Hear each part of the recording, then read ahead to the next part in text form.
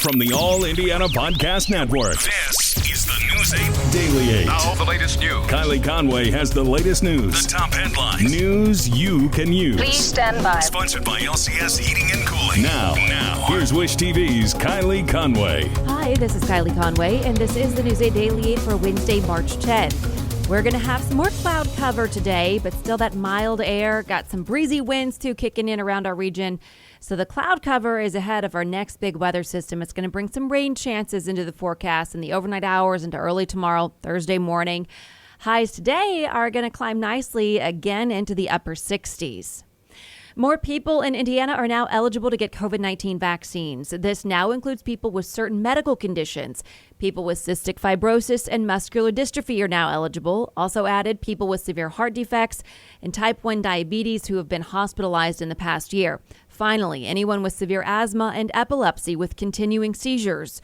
If you have one of these conditions, you'll receive a unique registration link, or you can call 211 after getting a notification.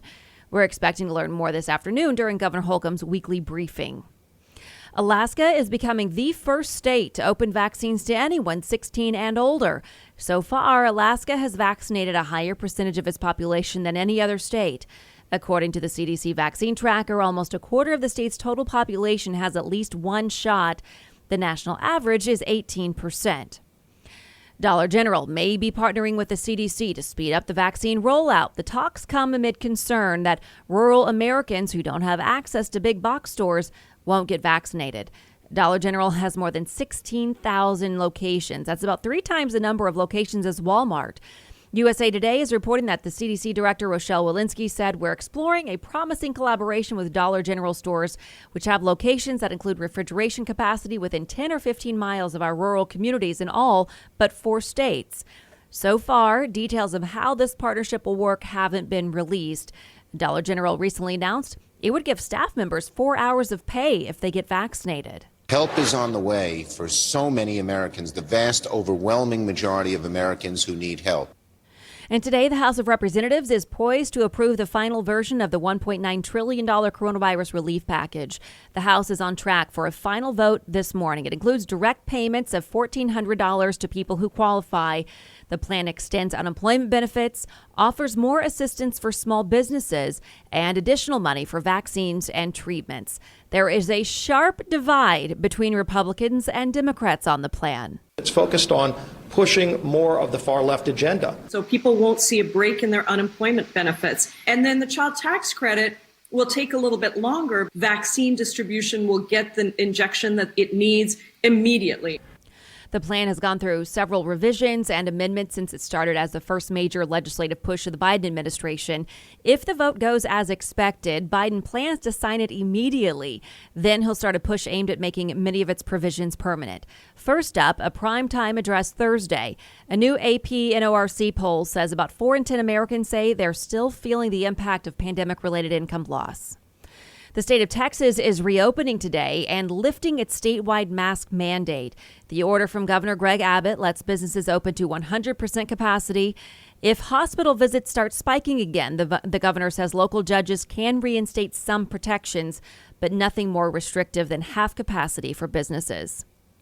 Carmel Clay Schools says it's working on a plan to bring 6th through 12th grade students back to in-person learning full-time. According to a tweet from the district, nothing is finalized yet.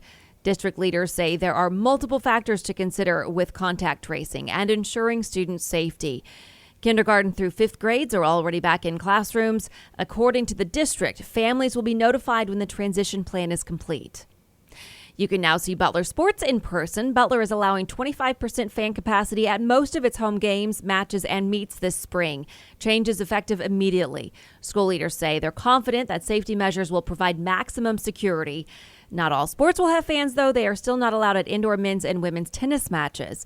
Butler added that tailgating on campus will not be allowed. The Big Ten Men's Conference Tournament tips off at Lucas Oil Stadium tonight. There are 2 games on the slate. The Northwestern Wildcats will play the Minnesota Gophers at 6:30 tonight. After that, Penn State faces Nebraska. The Indiana Hoosiers will be in action tomorrow night against Rutgers. Purdue has a double bye and will play Friday. And 8,000 fans can be in the stands for the Big Ten tournament games. It'll be the first time this season many of the teams have played in front of a crowd at all. With the excitement, safety is also a priority, of course. Fans headed to Lucas Oil today will need to remember their masks and will notice those COVID-19 safety changes as they walk into Lucas Oil Stadium as well. People are asked to do their own self-assessment at home before coming to the games. The doors will open an hour before each session. Fans will then be asked to complete a COVID-19 screening and temperature check before entering. Tickets are also being sold in a pod, so you stay with the people you came with. It's also cashless, all cashless transactions inside only. When it comes to players, the Big Ten tournament will not work like the NCAA tournament, meaning there's not a bubble, controlled environment that the players will stay in. But the teams have testing and safety protocols they're following. The Indiana Sports Corp says they're working with the Marion County Health Department, and Indy has had a lot of success at these professional sports venues, stopping the spread of COVID-19. So they're confident both players and fans can safely enjoy some basketball. And Indianapolis will be one of the few places in the country where people could watch college basketball live through the month of March, which is pretty exceptional. And the timing couldn't be better for the community. The health conditions all around are improving. Vaccination rates are going up. Restaurants and bars have a greater capacity, and it's March and it's basketball, and that's what Indy's all about, right? So it's really a special moment, and people are really excited. And at last check this morning, there are still tickets left for the single session games for the men's tournament. You can grab those on Ticketmaster. And the Purdue women's team will tip off today against Iowa Hawkeyes. The team's Twitter account shared some pictures of the team saying that they're headed for Indy. They're on a mission. The Boilermakers play in the second game tonight at Bankers Life Fieldhouse starting at 8:50. Purdue enters the tournament looking for its first conference title since 2013.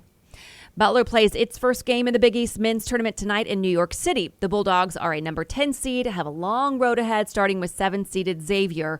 The Butler team Twitter posted pictures of the Bulldogs getting an early look at the host site, Madison Square Garden. Tip-off is 6 o'clock this evening. Many Indianapolis public school students are benefiting from basketball. The Big Ten Conference and Given Hour Indiana hosted an online summit yesterday. Students between 3rd and 6th grade learned signs of emotional suffering and well-being. Indiana Fever star Tiara McCowan offered tips on maintaining mental health during the pandemic. The 5 healthy habits that I practice during this social distancing is group FaceTiming with my family. As an athlete, I practice self-care and I meditate for about 5 to 10 minutes before the game. Students also learned about the negative effects of peer pressure and the negative effects of drugs. New numbers that illustrate the mental health toll of the pandemic are out this morning. Community Health Network compiled the data, including a rise in calls for help, a 300% jump in calls to the National Suicide Prevention Lifeline, and more than twice as many calls as usual to Indiana's Be Well Crisis Helpline. Experts from Community say it's important to understand stress, how to cope with it, to stick to a schedule, and get outside when you can. Searching for a romantic summer getaway? Escape with Rich Girl Summer, the new Audible original from Lily Chu. The exquisitely talented Philippa Sue, returning to narrate her 5th Lily Chu title. This time, Philippa is joined by her real-life husband, Stephen Pasquale. Set in Toronto's wealthy cottage country, aka the Hamptons of Canada, Rich Girl Summer follows the story of Valerie, a down-on-her-luck event planner posing as a socialite's long-lost daughter, while piecing together the secrets surrounding a mysterious family and falling deeper and deeper in love with the impossibly hard-to-read and infuriatingly handsome family assistant, Nico.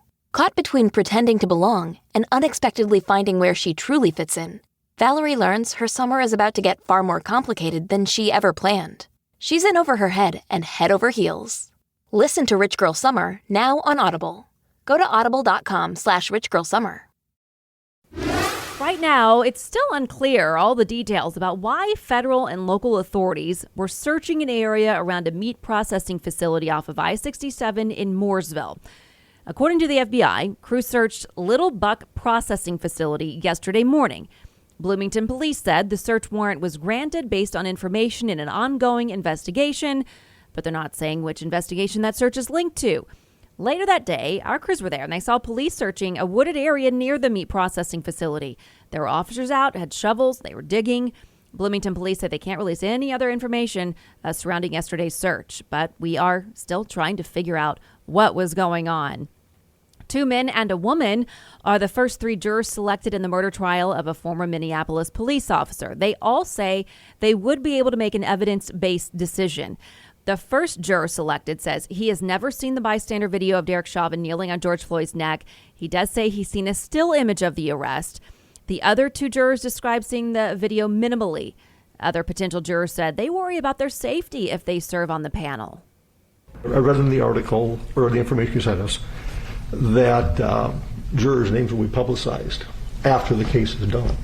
At some point, yes. I felt, well, if our names are publicized, could we become potential targets for certain organizations? The judge is telling all selected jurors to avoid all media coverage of the case. The landlord of the building that's home to the Eagle restaurant on Mass Ave is apologizing for comments made about a proposed bus stop. John Knapp listed his concerns about Indigo's plans in an email to the Indianapolis Historic Preservation Commission. He wrote that adding the stop would bring a different element of people to the historic corner. Knapp wrote this to News 8. My language and statement in reference to a different element of people was in regards to those individuals who target these hubs for criminal behavior. The working class, commuters, and citizens of Indianapolis were not and never were the issues of concern.